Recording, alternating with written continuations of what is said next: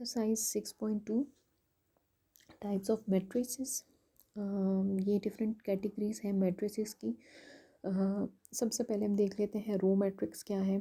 Row matrix वो है जिसमें आपके पास सिर्फ और सिर्फ एक रो हो, ठीक है। नंबर ऑफ़ कॉलम्स की हम बात नहीं कर रहे, नंबर ऑफ़ कॉलम्स बेतहाशा हो सकते हैं, ठीक है। एक भी हो सकता है नंबर ऑफ़ कॉलम, मल्टीपल भी हो सकते हैं, लेकिन रिस्ट्रिक्शन क्या है कि अगर आपके पास नंबर ऑफ़ रो सिंगल होगी, एक रो होगी, तो वो रो मैट्रिक्स कहलाएगा। जैसे कि आप यहाँ पे देख सकते हैं कि इस रो मैट्रिक्स में आपके पास नंबर ऑफ़ रो 1 है और कॉलम्स जो हैं वो 2 है। इसी तरह से इसमें 1/3 का कम्बिनेशन है।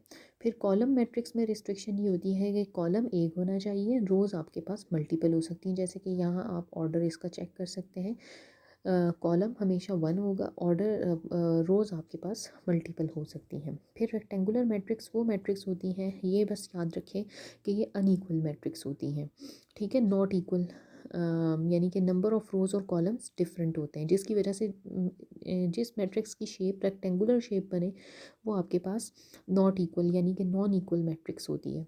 जैसे कि आप ए में देख सकते हैं, इसकी शेप रेक्टेंगुलर फॉर्म में है, ठीक है।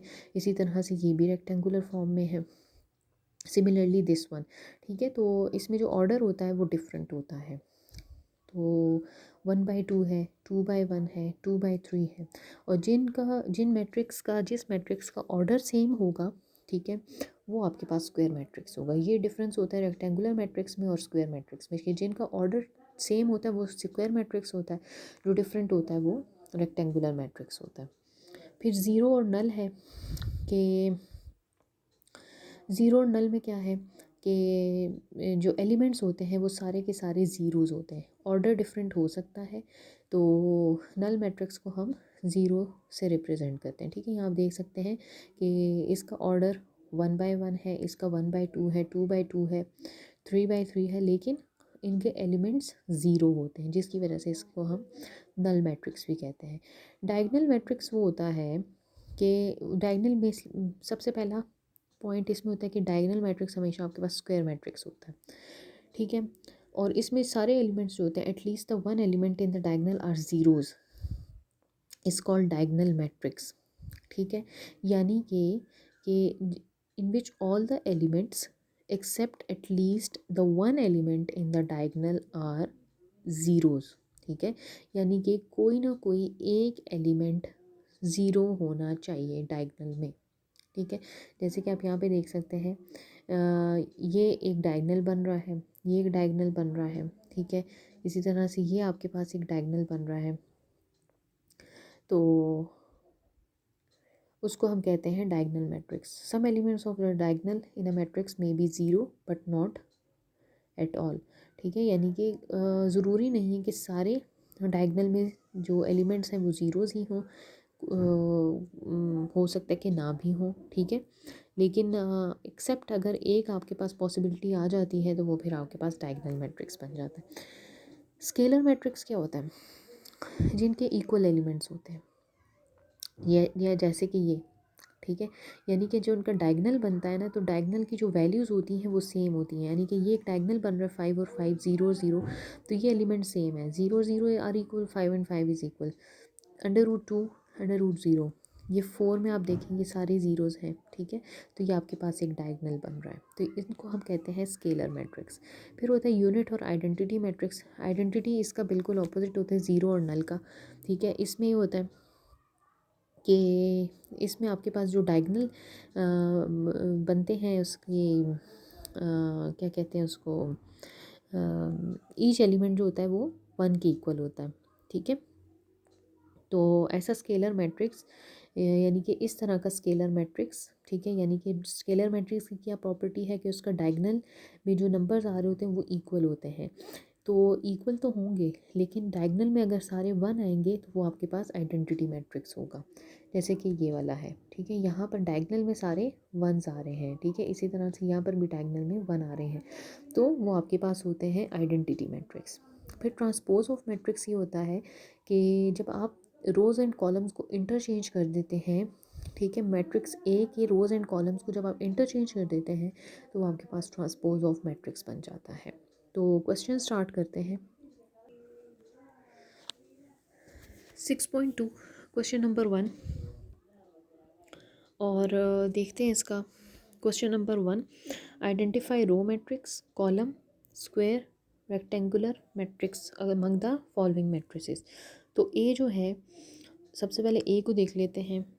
ए आपके पास है रो मैट्रिक्स, ठीक है। According to definition A is row matrix, क्योंकि इसमें नंबर ऑफ रो 1 है और जो इसका ऑर्डर बन रहा है वो बन रहा है 1/4, ठीक है। बी जो है, बी को सॉल्व कर लें तो ये मैट्रिक्स आपके पास बन रही है 7, 4, 2 एंड 6।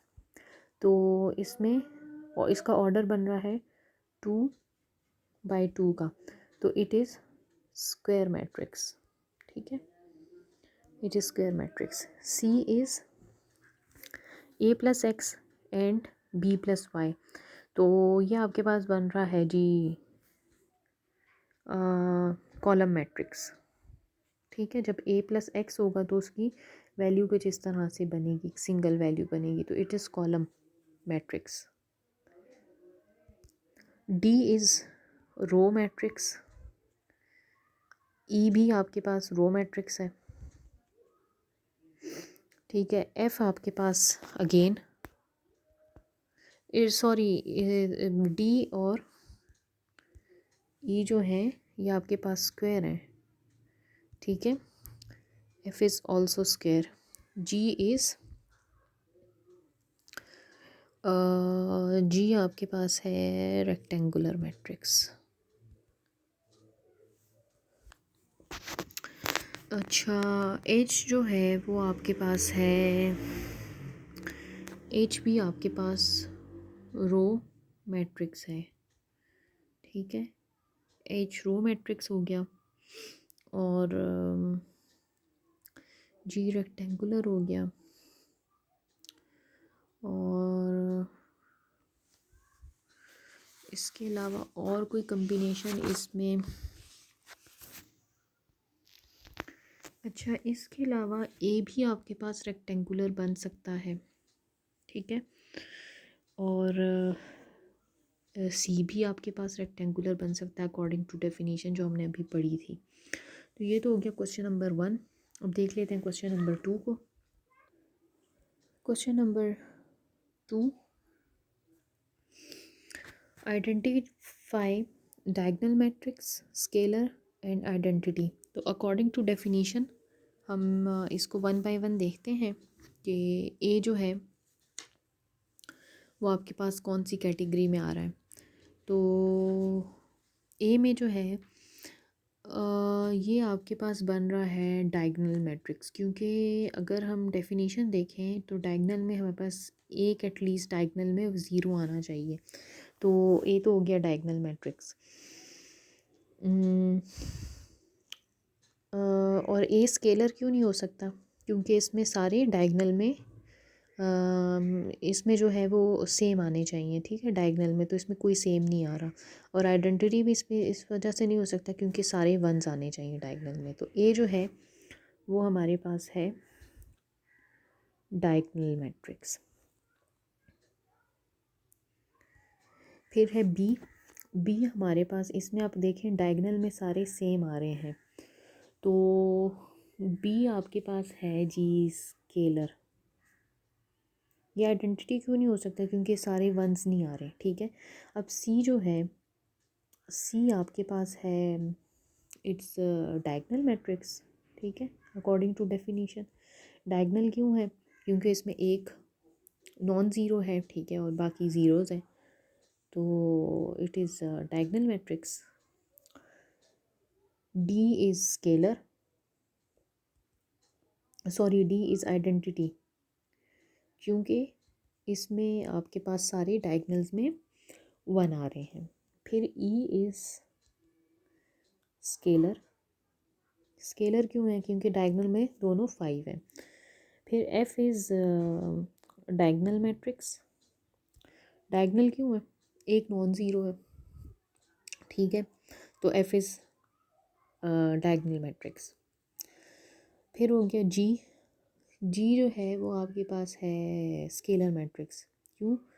क्योंकि ये आपके पास इसमें सारे एलिमेंट्स के सेम हैं। अब क्वेश्चन नंबर 3 है ट्रांसपोज। किसी भी मैट्रिक्स का ट्रांसपोज हम कैसे फाइंड आउट करते हैं कि उसके जो रोज़ एंड कॉलम्स हैं उनको हम इंटरचेंज कर देते हैं। फॉर एग्जांपल हमारे पास एक मैट्रिक्स है 3 4 -1 एंड 4। तो इसका मैं लूँगी ट्रांसपोज। ट्रांसपोज में ये होता है कि जो रोज़ होती हैं वो कॉलम्स बन जाते हैं और जो कॉलम्स होते हैं वो रोज़ बन जाते हैं। तो इसका आसान तरीका ये होता है, अगर आपके पास स्क्वायर मैट्रिक्स है, ठीक है, यानी कि 2 × 2 का कम्बिनेशन है, तो उसका तो बहुत आसान तरीका है कि आप इन दो वैल्यूज़ को इंटरचेंज कर लें। ठीक है, यानी कि जब आप इसको पकड़ के चेंज करेंगे, दिस इज़ 4, ठीक है, तो लेट सपोज अगर मैं इसको यहाँ से ऐसे शिफ्ट करूँ, ठीक है, तो जैसे अब घड़ी की सुई होती है, ठीक है, उसका एक सिरा फिक्स होता है, दूसरा रोटेट करता है। तो 3 को आप फिक्स रहने दें और 4 को रोटेट करके नीचे ले आएँ, तो ये बन गए कॉलम्स। ठीक है, अब ये कॉलम फॉर्म में आ गए। अब क्या करना है कि अब इन दोनों को चेंज करना है। ठीक है, यानी कि जब 4 -1 की जगह ले लेगा तो -1 किधर जाएगा, वो 4 की जगह ले लेगा। और इसी तरह से ये वाला जो 4 है नीचे वाला ये फिक्स हो जाएगा। या आप इसके साथ भी ये वाला रूल अप्लाई कर सकते हैं कि यहाँ से जैसे घड़ी की सुई है, ठीक है, उसको आप इसके एक डायरेक्शन फिक्स है, दूसरे को आप रोटेट करके ऊपर ले आए। ठीक है, तो ये 4 और -1 हो जाएगा। तो ये तो इसका तरीका हो गया। अब इन केस आपके पास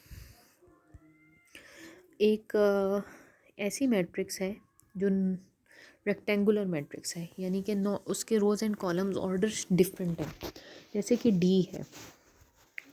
तो डी के केस में आपके पास अब देख सकते हैं कि इसमें number of rows and columns are more than 2।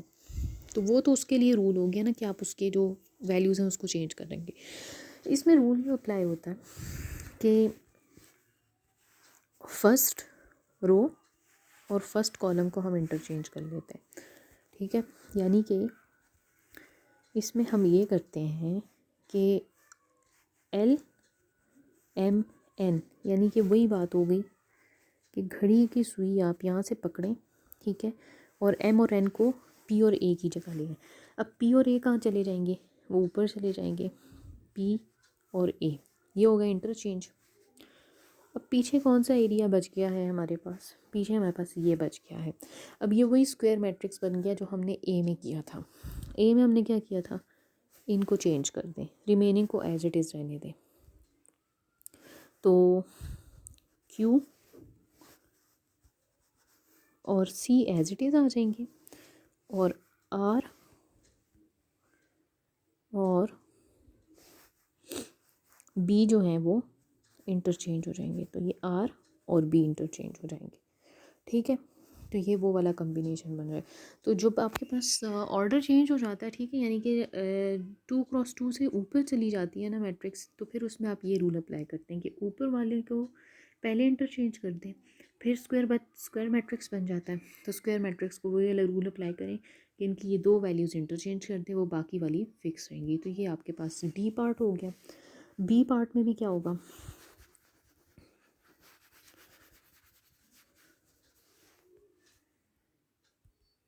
-3 -2 -1 and 4, बस ये इंटरचेंज करते हैं तो -3 और 4 एज इट इज़ आ जाएंगे और यहाँ पे आ जाएगा -2, यहाँ पे आ जाएगा -1।